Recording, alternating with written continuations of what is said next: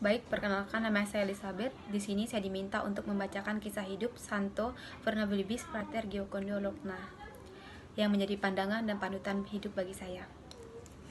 Dari kisah yang telah saya baca, menurut sejarah kisah hidup Santo Fernabilibis Giocondo ini, yang mengajarkan bagaimana cara hidup sederhana, gemar menolong dan setia kepada tugasnya. Ia juga mencintai orang-orang kecil yang tidak memilih.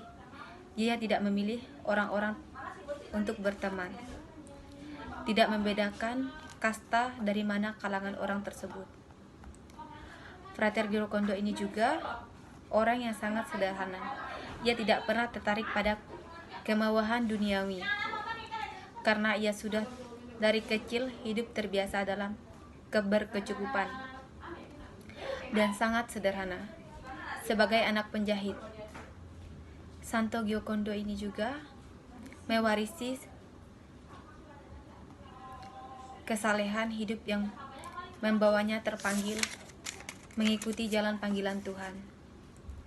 Dari kisah ini juga saya belajar, saya menyadari betapa tidak bersyukurnya saya. Di saat-saat tertentu, saya sering mengeluh, seakan-akan hidup saya yang paling susah di antara teman-teman saya. Dan saya juga menyadari bagaimana hidup yang baik dan harus bersyukur kepada bagaimana hidup yang baik dan harus bersyukur kepada Tuhan dengan apa yang saya punya.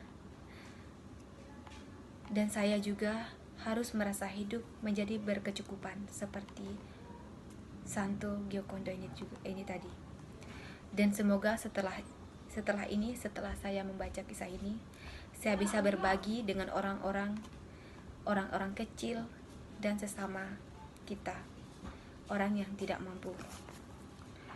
Dan semoga saya menjadi orang yang tidak tergiur dengan kemajuan zaman, seperti mengikuti tren-tren yang saat ini. Terkadang saya harus memaksakan kehendak untuk bisa mengikuti teman-teman saya yang berpenampilan dengan kemajuan zaman ini. Semoga saya bisa menjadi orang yang bersyukur dengan apa adanya yang saya miliki. Semoga saya selalu menjadi orang yang bersyukur dengan apa yang saya punya, dengan apa yang Tuhan berikan kepada saya. Amin.